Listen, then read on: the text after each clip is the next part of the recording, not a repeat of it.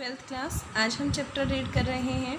आपका chapter number 7 है। ठीक है, 3 पार्ट्स हम कर चुके हैं। 3 पार्ट्स में हमने 3 मूवमेंट्स के बारे में स्टडी किया है। अब हम फोर्थ के बारे में स्टडी करेंगे। तो फोर्थ जो मूवमेंट है वो है नर्मदा बचाओ आंदोलन।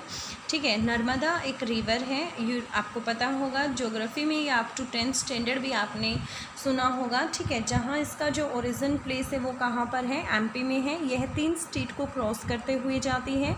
फर्स्ट स्टेट कौन सा है? एमपी है। Second state Maharashtra, then after Gujarat को क्रॉस करते हुए यह अरेबियन सी में जाती है। देखिए, हमारी ज़्यादातर रिवर जो हैं वो कहाँ जाकर गिरती हैं? बे ऑफ बंगाल में जाकर गिरती हैं। और नर्मदा रिवर एक ऐसी रिवर है जो कहाँ जाती है? वह अरेबियन सी के अंदर जाकर गिरती हैं। ठीक है, एस्चुरी की फॉर्मेशन करती हैं। तो अब देखिए, अब हम स्टार्ट करते हैं। नर्मदा बचाओ आंदोलन वे सभी सामाजिक आंदोलन जिनके बारे में हमने अभी तक चर्चा की है, देश में आज़ादी के बाद अपनाए गए आर्थिक विकास के मॉडल पर सवालिया निशान हैं। देखिए, ये जितने भी आंदोलन जिनके बारे में हमने डिस्कशन किया, ये सारे के सारे आंदोलन आज़ादी के बाद शुरुआत हुए थे। इनकी शुरुआत आज़ादी के बाद हुई थी और इन्हीं आंदोलनों के आधार पर ये सवाल उठ जाता है कि जो आर्थिक विकास मॉडल था उस पर मतलब निशान लग जाता है कि हमारी इकोनॉमिक ग्रोथ क्या हुई जब मतलब हमें इस तरीके से आंदोलन करने पड़ रहे थे। अब देखिए, एक और जहां चिपको आंदोलन ने इस मॉडल में निहित पर्यावरणीय विनाश के मुद्दों को सामने रखा, वहीं दूसरी ओर किसानों ने कृषि क्षेत्र अनदेखी पर रोष प्रकट किया। चिपको आंदोलन आपने देखा था कि किस तरीके से गवर्नमेंट ने मतलब वहाँ के जो जंगल थे, पेड़ थे, उनकी सफाई करने के लिए बोल दिया था। तो यहाँ हम देख सकते हैं कि निहित पर्यावरणीय विनाश के मुद्दे को सामने रखा गया था। वहीं दूसरी ओर यदि किसानों का मैं देखूँ तो अनदेखी जो उनके की गई थी तो उसके लिए रोष प्रकट किया गया था। ठीक है, जो भारतीय किसान यूनियन की बात हो रही है यहाँ पर। और इसी तरीके जहाँ दलित समुदाय, दलित पैंथर्स आपने ऑर्गेनाइजेशन देखी थी, तो दलित समुदाय की सामाजिक आर्थिक परिस्थितियां उन्हें जन संघर्ष की ओर ले गई। वहीं ताड़ीबंदी आंदोलन ने विकास के नकारात्मक पहलुओं की ओर इशारा किया। ताड़ीबंदी भी आप देख चुके हैं किस तरीके से आंध्र प्रदेश की महिलाएं जो हैं वो ताड़ी को प्रतिबंधित करना चाहती थी अपने अक्षेत्र के अंदर। अब देखते हैं सरदार सरोवर परियोजना क्या थी। 8वें दशक के प्रारंभ में भारत के मध्य भाग में स्थित नर्मदा घाटी में विकास परियोजना के तहत मध्य प्रदेश, गुजरात और महाराष्ट्र से गुजरने वाली नर्मदा और उसके सहायक नदी पर 30 तो बड़े और 135 मझोले तथा 300 छोटे बांध बनाने का प्रस्ताव रखा गया। देखिए, नर्मदा घाटी जो विकास परियोजनाएं थी, जिसे आप सरदार सरोवर परियोजना भी बोल सकते हैं, इसके अंतर्गत ऐसा हुआ था कि जो नर्मदा नदी 3 स्टेट को क्रॉस करते हुए जाती है। First one is MP is the origin place of Narmada river. Second is Gujarat and Maharashtra, third one. And इस पे जो है वो 30 तो बड़े और 135 मझोले मीडियम साइज़ के और 300 बड़े बांध रखने की यह परियोजना थी। गुजरात के सरदार सरोवर, ठीक है, ये डैम जो है सरदार सरोवर, ये कहाँ पर है? नर्मदा नदी के ऊपर ही है। मध्य प्रदेश के नर्मदा सागर बांध के रूप में 2 सबसे बड़ी तथा बहुउद्देशीय परियोजनाओं का निर्धारण किया गया। गुजरात में नर्मदा पर सरदार सरोवर डैम और एमपी की यदि मैं बात करूँ तो वहाँ पर भी मतलब एक बांध का, नर्मदा सागर बांध के निर्माण के रूप में 2 बड़ी बहुउद्देशीय परियोजनाओं का निर्धारण किया गया। नर्मदा नदी के बचाव में नर्मदा बचाओ आंदोलन चला। इस आंदोलन ने बांधों के निर्माण का विरोध किया। जो 2 बांधों का प्रस्ताव यहाँ पर आया था, तो जो नर्मदा रिवर के ऊपर बांध बन रहे थे उनके लिए इन्होंने मतलब नर्मदा बचाओ आंदोलन चलाया। इस आंदोलन ने बांधों के निर्माण का विरोध किया। नर्मदा बचाओ आंदोलन इन बांधों के निर्माण के साथ साथ देश में चल रही विकास परियोजनाओं के औचित्य पर भी सवाल उठा रहा था। जो विकास परियोजनाएं देश में चल रही थी उस पर भी यह एक सवाल पैदा करने लग रहा था। सरदार सरोवर परियोजना के अंतर्गत एक बहुउद्देशीय विशाल बांध बनाने का प्रस्ताव है। सरदार सरोवर परियोजना के अंतर्गत क्या था? एक बड़ा बांध बनाने का प्रस्ताव था। बांध समर्थकों का कहना था, जो बांध बनाने के समर्थक थे उनका कहना था कि इसके निर्माण से गुजरात के एक बहुत बड़े हिस्से सहित 3 पड़ोसी राज्यों को पानी की, पीने की, सिंचाई और बिजली के उत्पादन की सुविधा जो है वह मुहैया कराई जा सकेगी और कृषि की उपज में गुणात्मक बढ़ोतरी होगी। देखिए, ये पॉजिटिव पॉइंट थे, ये इसके समर्थक थे। ये कह रहे थे कि यदि ये बांध बन जाता है तो गुजरात के जो तीन बड़े हिस्से हैं। तीन बड़े राज्यों में पीने के पानी की, इरिगेशन की और बिजली की सुविधाएं जो है वह मुहैया कराई जाएगी और जो कृषि की उपज है उसमें भी गुणात्मक बढ़ोतरी हो जाएगी। बांध की उपयोगिता इस बात से जोड़कर देखी जा रही थी कि इससे बाढ़ और सूखे की आपदाओं पर अंकुश लगाया जा सकता है। देखिए, बांध बन जाता है तो बाढ़ आने के चांसेस कम हो जाते हैं और ड्रॉट वगैरह यदि वहाँ पर ऐसी सिचुएशन होती है तो उससे भी आसानी से निपटा जा सकता है। प्रस्तावित बांध के निर्माण से संबंधित राज्यों के 245 गांव डूब के क्षेत्र में आ रहे थे। जो बांध बन रहे थे उससे मतलब 245 जो गांव थे वो डूब के क्षेत्र में आ रहे थे। अतः प्रभावित गांवों के करीब 2.5 लाख लोगों के पुनर्वास का मुद्दा सबसे पहले स्थानीय कार्यकर्ताओं ने उठाया था। जो वहाँ के लोकल कार्यकर्ता थे उन्होंने इस बात को मुद्दा उठाया कि कितने 2.5 लाख लोगों को अपनी जगह छोड़कर दूसरी जगह पर निवास करना पड़ेगा। इन गतिविधियों को एक आंदोलन की शक्ल 1988 से 1989 के दौरान मिली, जब कई स्थानीय स्वयंसेवी संगठनों ने खुद को नर्मदा बचाओ आंदोलन के रूप में गठित किया। वाद विवाद और संघर्ष देख लेते हैं।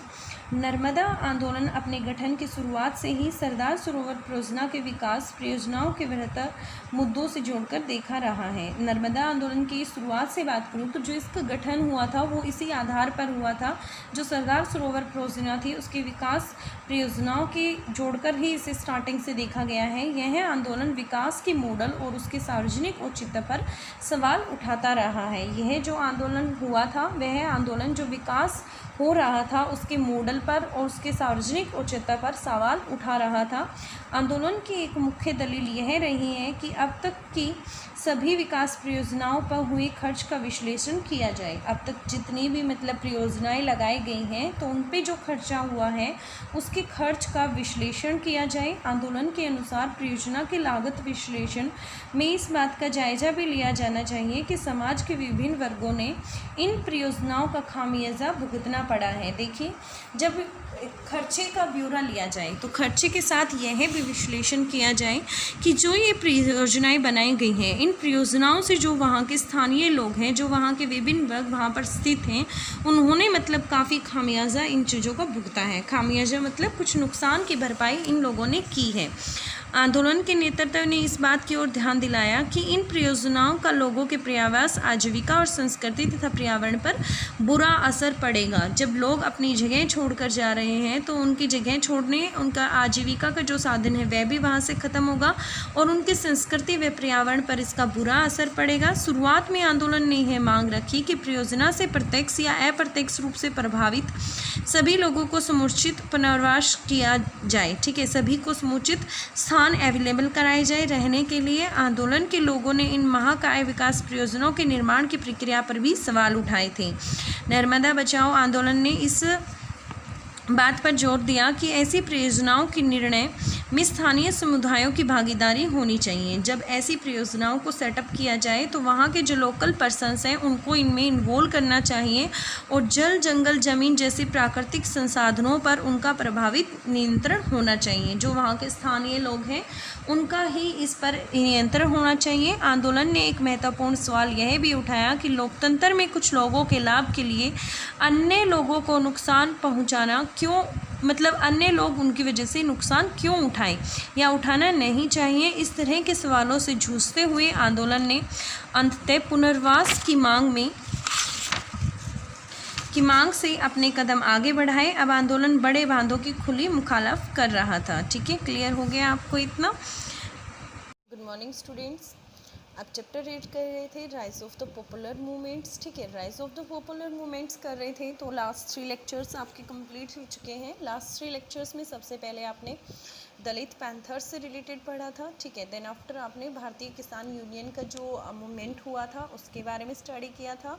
फिर साउथ में एक मूवमेंट आया था अरक मूवमेंट के नाम से, जो मैंने आपको कल लास्ट लेक्चर में कंप्लीट करवाया था। आज हम एक अन्य मूवमेंट के बारे में स्टडी करेंगे जिसका नाम है नर्मदा बचाओ आंदोलन। तो देखिए, नर्मदा एक बार मैं क्लियर कर देती हूँ। नर्मदा एक रिवर का नाम है जो प्रायद्वीपीय पठार से निकलती है। ठीक है, जो पेनिनसुलर प्लेटो है वहाँ से इसका ओरिजिन प्लेस है। और जो इसकी लोकेशन है, कौन कौन से स्टेट्स को जो क्रॉस करके जाती है, वह कौन कौन से स्टेट हैं? सबसे पहले MP, then after Maharashtra, then after Gujarat state को क्रॉस करते हुए यह अरेबियन में जाती है। देखिए, जो हमारी बे ऑफ बंगाल में जितनी नदियाँ जाती हैं वो जो पूर्व में जाती हैं और बे ऑफ बंगाल में गिरती हैं, वो सभी की सभी डेल्टा की फॉर्मेशन करती हैं। और नर्मदा एक ऐसी रिवर है, ठीक है। 4 रिवर्स के नाम बता देती हूँ आपको अभी, नर्मदा, तापी, माही एंड पेरियार रिवर। ये सारी की सारी अरेबियन सी में जाती हैं और एस्चुरी की फॉर्मेशन करते हैं। कभी भी आपसे ये क्वेश्चन पूछा जा सकता है। अब देखिए, इस मूवमेंट के बारे में देखते हैं। ये आंदोलन क्या था? नर्मदा बचाओ आंदोलन। Social movement that we discussed so far raised various issues about the model of economic development that India had adopted at the time of independence। ये कहते हैं जो सोशल मूवमेंट जो हमने अभी तक डिस्कस किए हैं वो बहुत सारे इशू को रेज कर रहे हैं। और कौन से चीज़ पर वो सवाल उठा रहे हैं? जो हमारा इकोनॉमिक डेवलपमेंट हो रहा है, ठीक है, जो हमने मॉडल बनाए हैं आफ्टर इंडिपेंडेंस, स्वतंत्रता के बाद। चिपको मूवमेंट आपने देखा था, चिपको आंदोलन कहाँ पर था? उत्तराखंड में था, ठीक है, ट्रेस से रिलेटेड था। Chipko movement brought about the issue of ecological depletion whereas the farmers complaint of neglect of agriculture sector. और देखिए, यहाँ पर चिपको मूवमेंट में क्या किया गया था? इकोलॉजिकल जो डिप्लीशन हो रहा है उसके रिगार्डिंग था। और जो फार्मर्स की जो कंप्लेंट थी वो थी एग्रीकल्चर सेक्टर को निगलेक्ट करना। Social and the material condition of Dalit, सामाजिक और जो भौतिक रूप से देखें तो जो दलितों की सिचुएशन थी उसके लिए दलित पैंथर ऑर्गेनाइजेशन के बारे में आप स्टडी कर चुके हैं।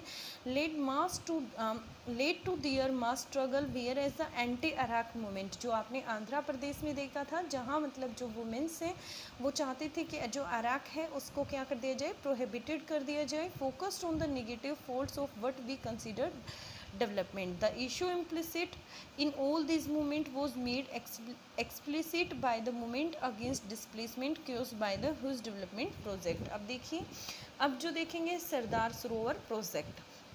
सरदार सरोवर प्रोजेक्ट एक मल्टीपर्पज़ प्लान था, ठीक है, जो किसके ऊपर था? नर्मदा रिवर के ऊपर था। यहीं से इस आंदोलन की शुरुआत हुई थी। An ambitious development project was launch in Narmada valley of the central India in early 80s में, मतलब नर्मदा वैली पर मतलब एक डेवलपमेंट प्रोजेक्ट लॉन्च करने की मतलब घोषणा हुई। द प्रोजेक्ट कंसिस्टेड, इस प्रोजेक्ट के अंदर 30 बड़े डैम थे, 135 जो थे वो मीडियम साइज़ के डैम थे, अराउंड 3000 स्मॉल डैम्स थे to constructed on the Narmada, Narmada के ऊपर और उसके ट्राइब्यूटरीज के ऊपर जो फ्लो करती हैं अक्रॉस 3 स्टेट्स, तीन स्टेट्स में, जो मैं ऑलरेडी आपको बता चुकी हूँ, MP, Gujarat and Maharashtra. Sardar Sarovar project in Gujarat, in Narmada Sagar project in, देखिए सरदार सरोवर प्रोजेक्ट कहाँ पर? गुजरात में। And Narmada Sagar project in MP, Madhya Pradesh. Wear 2 of the most important and biggest, ये दोनों के दोनों इम्पोर्टेंट और काफ़ी बड़े प्रोजेक्ट थे, मल्टीपर्पज़ डैम्स थे प्लान अंडर दिस प्रोजेक्ट। इस प्रोजेक्ट के अंदर Narmada Bachao Andolan, a movement to save Narmada, Narmada Bachao Andolan किस चीज़ के लिए था?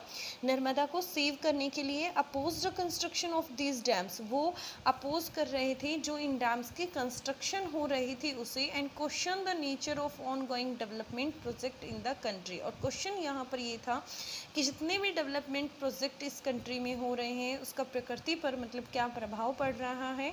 सरदार Sarovar project is a multipurpose mega scale dam, जो सरदार सरोवर प्रोजेक्ट था वो मल्टीपर्पज़ मेगा स्केल डैम था। इट्स एडवोकेट सेज दैट, जो इसको समर्थन दे रहे थे कि ये प्रोजेक्ट ठीक है, मतलब ठीक ढंग से बन रहा है, तो उनके जो पॉइंट ऑफ व्यू थे, उनके पॉइंट ऑफ व्यू जो पॉजिटिव फैक्टर्स थे, ये जो डैम बन रहा था इस प्रोजेक्ट से संबंधित जो भी पॉजिटिव फैक्टर्स थे वो देखते हैं। It would benefit his area of Gujarat, ये जो है मतलब काफ़ी जो गुजरात के बड़े एरिया को लाभ देगा, बेनिफिट देगा। एंड दे 3 एडजॉइनिंग स्टेट्स, और 3 स्टेट्स को भी लाभ देगा। इन टर्म्स ऑफ अवेलेबिलिटी, किस टर्म्स में?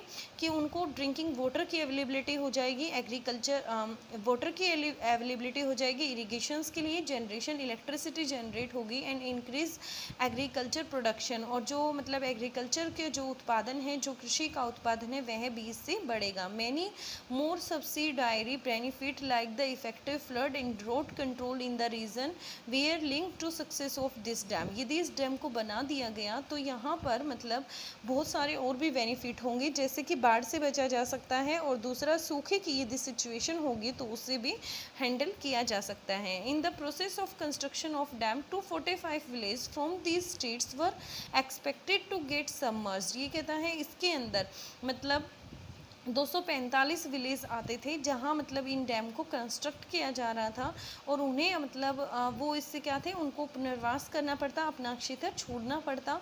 It's required relocation of around 2.5 lakh peoples from these villages. कम से कम 2.5 लाख लोगों को अपना घर, अपना स्थान मतलब छोड़ना पड़ता, कहीं और जाकर पुनर्वास करना पड़ता। इशू ऑफ द रीलोकेशन मतलब लोगों को अपने जगह छोड़ने वाला सबसे बड़ा इशू यही था। And proper rehabilitation of the project affected people first raise by the local activities group. जो वहाँ के मतलब लोकल एक्टिविटीज ग्रुप थे, उनकी फर्स्ट मतलब जो डिमांड थी वो यही थी कि मतलब जो लोग अपनी जगह, अपने घर को छोड़ रहे हैं, उन्हें रिहेबिलिट किया जाए अच्छे से, जो इससे प्रभावित हैं। It was about 1980 and 89 that the issues crystallised under the banner of NBA, a loose collective of the local voluntary organisation. Debate and struggle देख लेते हैं। Since its inception, the NBA linked its opposition to Sardar Sarovar project with the larger issue concerning the nature, ongoing development project and efficacy of the model of development that the country followed and about what constituted public interest in a democracy। देखिए इसमें क्या कहा गया है आपको, debate and struggle, ठीक है। जो उस टाइम पे डिबेट हुई, जो नर्मदा के ऊपर डैम बन रहा था उससे संबंधित जो भी मतलब डिबेटिंग हुई, जो भी उन्होंने स्ट्रगल किया इस डैम को बनने से रोकने के लिए, या मतलब वहाँ पर लोगों को जो प्रतिस्थापित करना था उन्हें फैसिलिटी अवेलेबल कराई जाए, इससे संबंधित देखिए नर्मदा बचाओ आंदोलन, ठीक है। NBA stands for Narmada Bachao Andolan. Since its inception the NBA linked its opposition to Sardar Sarovar project with the larger issue concerning the nature of ongoing development projects. इसमें कहता है नर्मदा आंदोलन अपने गठन की शुरुआत से ही सरदार सरोवर परियोजना को विकास परियोजनाओं के बेहतर मुद्दों से जोड़कर देखता रहा है, ठीक है। सरदार सरोवर योजना जो थी वही इसका मतलब मेन इशू था, वही इसकी मेन प्रॉब्लम थी।